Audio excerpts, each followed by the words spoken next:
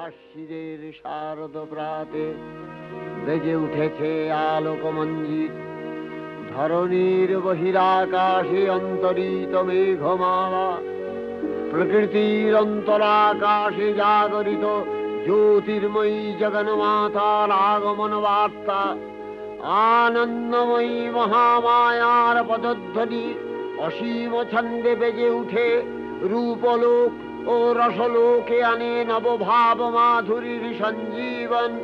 তাই আনন্দিতা শ্যামলী মাতৃকার চিন্ময়ীকে মৃন্ময়ীতে আবাহন। আজ চিৎশক্তি রূপিণী বিশ্বজননীর শারদশ্রী বিমণ্ডিতা প্রতিমা মন্দিরে মন্দিরে ধ্যান বোধিতা।